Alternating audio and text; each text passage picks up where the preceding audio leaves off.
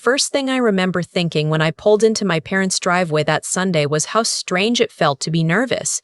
I'd driven that same route hundreds of times, past the gas station on the corner of Millbrook and Fifth, past the Presbyterian church my mother stopped attending years ago, but still talks about like she goes every week, past the elementary school where I learned to read.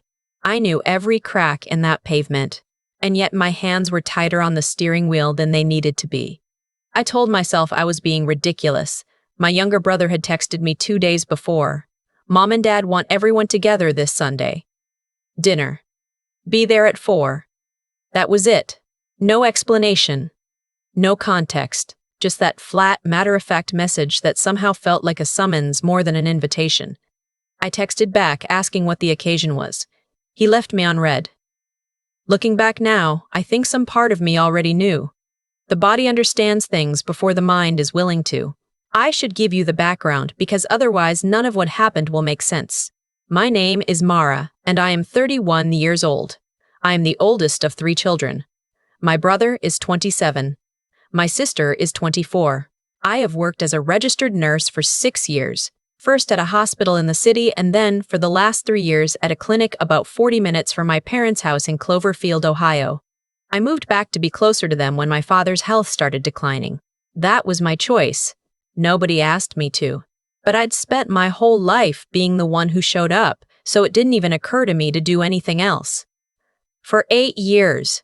From the time I graduated college and got my first real paycheck, I sent money home. Not every month, at first.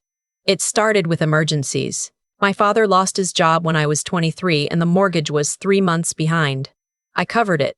Then my mother's car broke down and they couldn't afford the repair. I covered that too. Then my brother needed help with his first semester's tuition because his financial aid fell through. I wired the money and didn't ask for it back. And then it just became the pattern.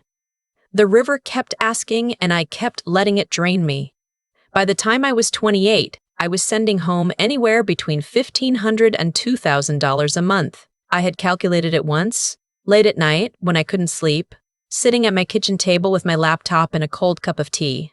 Over 8 years, accounting for the irregular early amounts and the larger regular transfers later, I had sent my family approximately $89,000. $89,000. I was 31 years old, living in a 1-bedroom apartment with a mattress I'd had since nursing school, driving a car with 140,000 miles on it, eating rice and beans 3 nights a week because after rent and the transfers home, there wasn't much left. I did not have savings. I did not have a retirement account worth speaking of. I did not have anything. But my parents had a house that was fully paid off. My brother had graduated without debt. My sister had gotten a car for her 21st birthday, a white Hyundai that my mother sent me a photo of with a bow on the hood, as if I would find it joyful. I told myself it was fine. That family takes care of each other. That I was lucky to be able to help. That one day, when things evened out, they'd be there for me the same way. I was wrong about that last part. The Sunday dinners at my parents' house were usually loud, casual things. My mother would make too much food and my father would sit at the head of the table and tell the same 3 stories from his 20s that we'd all heard 1,000 times, and my brother would be on his phone and my sister would be talking about whatever was happening in her social life. It was never particularly warm, but it was familiar.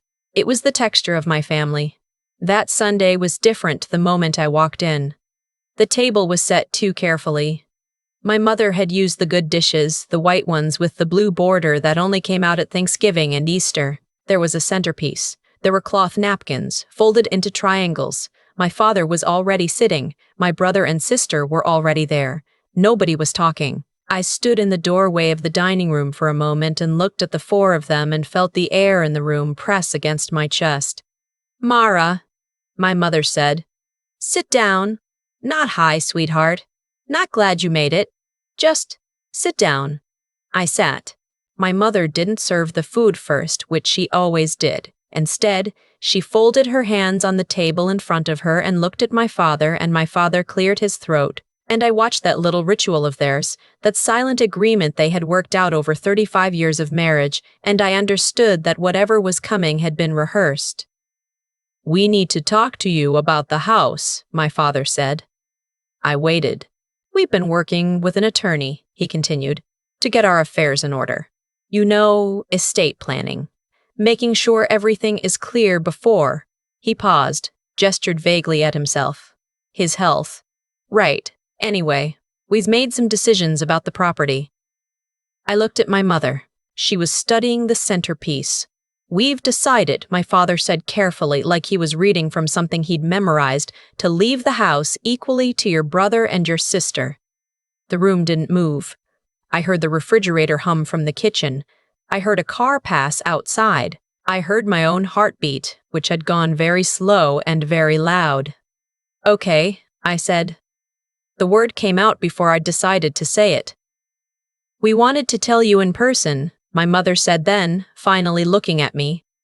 So you heard it from us. Okay, I said again. And then something in me came back online and I heard myself ask, can you explain the reasoning? My brother looked at his plate. My sister shifted in her chair. My father said, well, you've always been independent, Mara. You've built your own life. You don't need, I've been sending you money for 8 years, I said. Silence. I've sent you close to $90,000, I said, and my voice was steady, which surprised me, because inside my body something was caving in. I moved 40 minutes away from the city I loved to be closer to you when you got sick. I have no savings. I have nothing. And you're telling me that the house I helped you keep, goes to them? My mother's expression shifted into something I recognized immediately. It was the look she got right before she made me the problem. We knew you'd react this way, she said quietly. This way, I repeated. Emotionally, we knew you'd make it about money.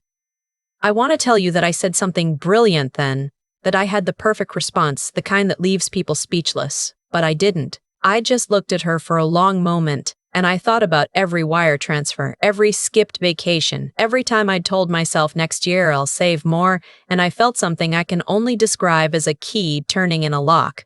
Something opened that had been closed for a very long time.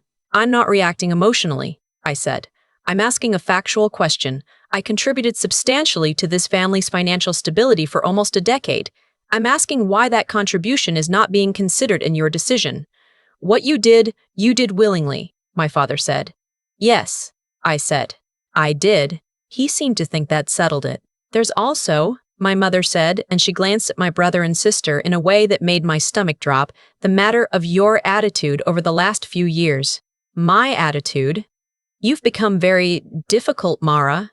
Very critical. The things you've said about how this family operates. She shook her head. We've had to take that into account.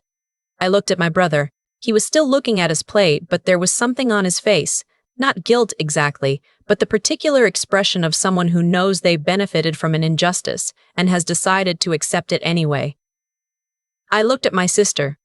She gave me a very small, very apologetic shrug, which told me she'd known about this for some time. I stood up. I came here today thinking this was a family dinner, I said. I understand now that it wasn't. Mara, my mother started. I'm not finished. I surprised myself again. I want you to know that I don't regret helping this family. I did it because I believed family meant something. I'm learning it means something different to you than it does to me. That's information I needed. I picked up my purse from the back of the chair. I'm going to go home now, I said, and I'm going to think very carefully about what I want my life to look like from here. My father said my name once, low and sharp, the way he used to when I was a teenager and had crossed some invisible line. And I noticed with a kind of distant clarity that it didn't work on me anymore. I walked out through the kitchen, past the good dishes and the folded napkins and the centerpiece my mother had arranged to soften the edges of what she was about to do to me. I got in my car. I drove home. I did not cry until I was on the highway. And then I cried so hard I had to pull over at a rest stop for 20 minutes. I want to be honest about that part, because some people tell these stories like they walked away clean and righteous and untouched. I was not untouched. I sat in that rest stop parking lot under the gray Ohio sky and I fell apart completely. I grieved the version of my family I had been building in my head for 31 years.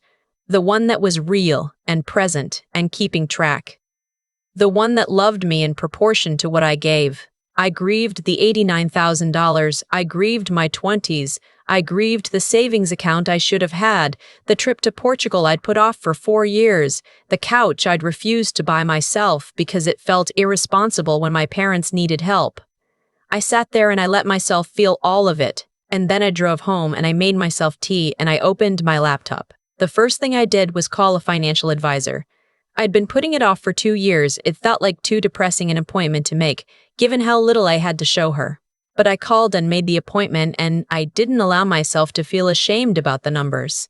The second thing I did was stop the automatic transfer. Every month for the last 4 years, I'd had an automatic transfer set up, $1,800 to my parents' joint account on the first of the month. I logged into my bank, found the recurring transfer, and I canceled it. It took about 45 seconds. I sat there looking at the screen for a long time afterward, at the little confirmation message that said the transfer had been successfully discontinued, and I felt something I hadn't felt in years. I felt like I could breathe. My mother called 3 days later. I let it go to voicemail. Her message was carefully worded. She said she was worried about me, that she hoped I wasn't letting my emotions get the best of me, that she and my father just wanted what was best for everyone, that she thought we should have lunch and talk things through. She did not mention the transfer. She called again 5 days after that, and this time her tone had shifted, a little cooler, a little more pointed. She said she'd noticed the automatic payment hadn't gone through.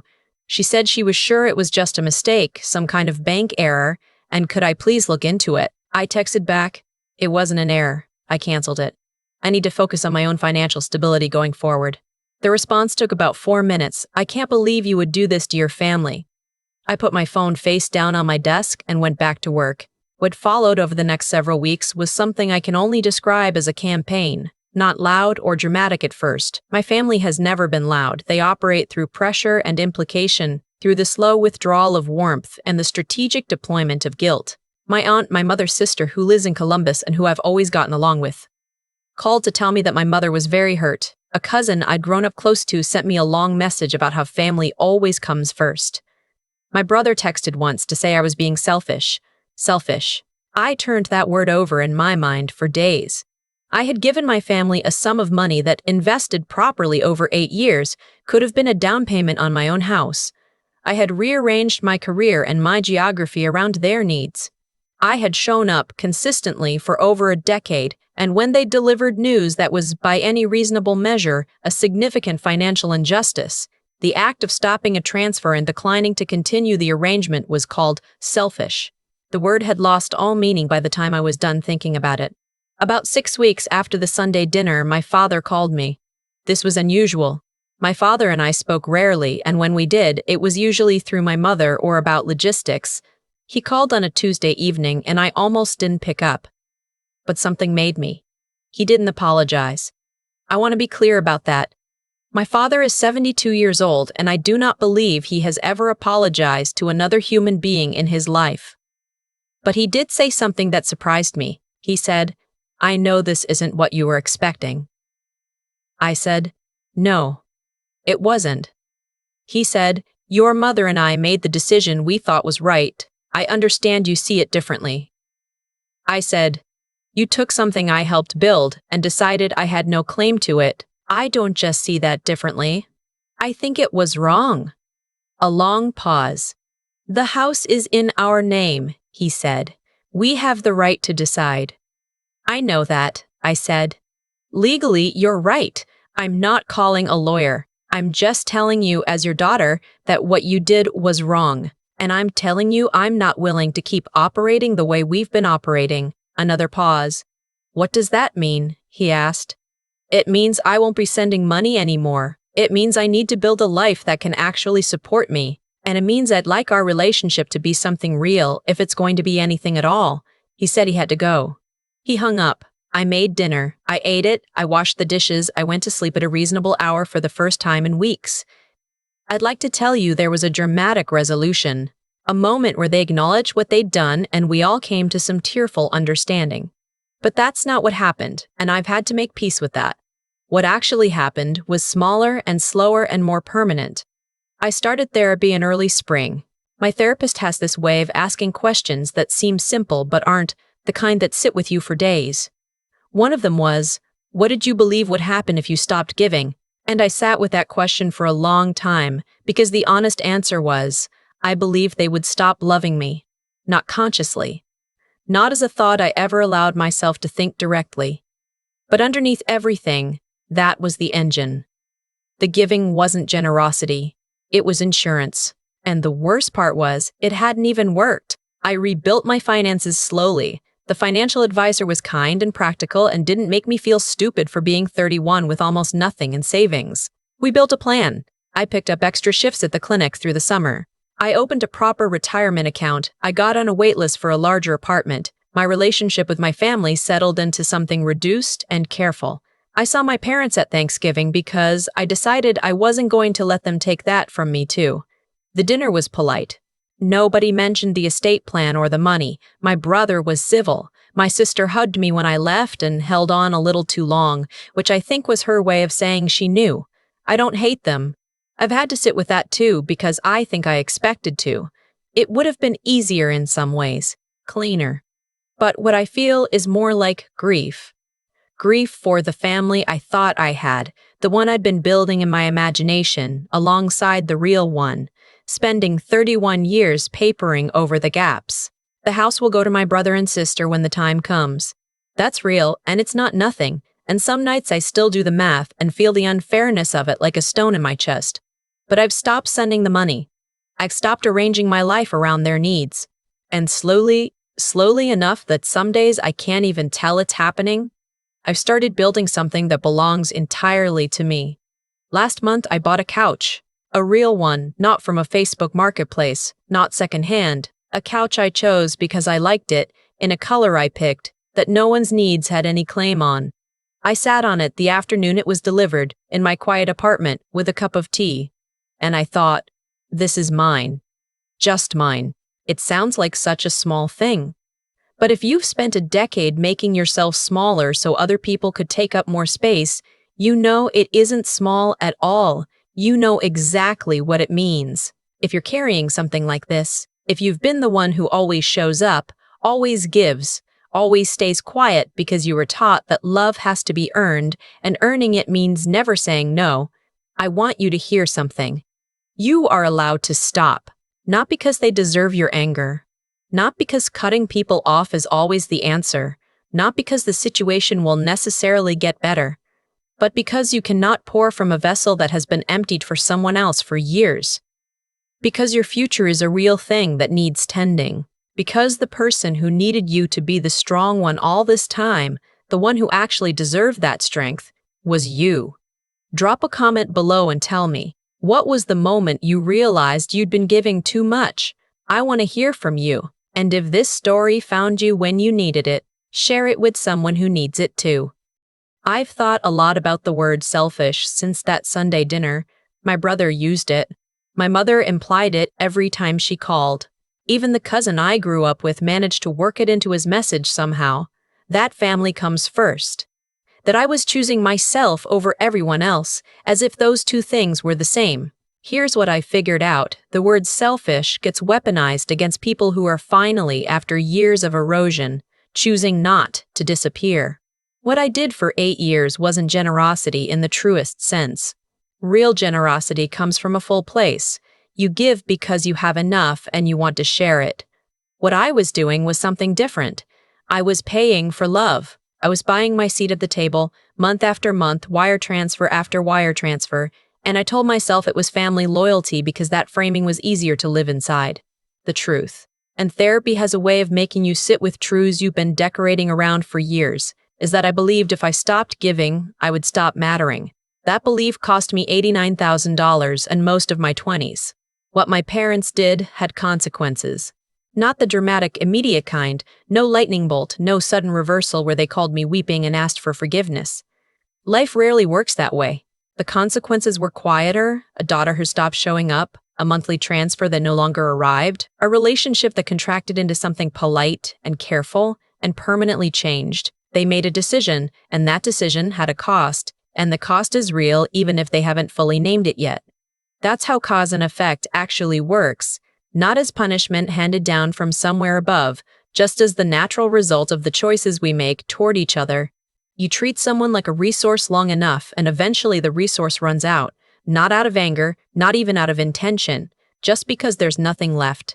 What I'm rebuilding now is based on something different. I'm learning, slowly, imperfectly, what it means to make decisions from a place of genuine strength instead of fear. The financial advisor, the therapy, the couch I finally let myself buy, none of that is dramatic. But all of it is evidence of a mind getting clearer, a person getting more honest with herself about what she actually needs. Integrity, I've come to believe, isn't about being perfect. It's about the gap between what you say matters to you and how you actually live. For years, that gap in my life was enormous. I said I valued my future and I drained it. I said I valued honesty and I kept performing a version of family harmony that wasn't real. Closing that gap, even partially, even slowly, is the actual work. And resilience isn't toughness. It isn't the ability to endure without breaking. I broke. I sat in a rest stop parking lot on a Sunday afternoon and fell completely apart. Resilience is what happened after. I drove home, I made tea, I opened my laptop, and I started making different decisions, one at a time, in the quiet, without applause. If Mara's story found you today, I think you already know which part of it belongs to you.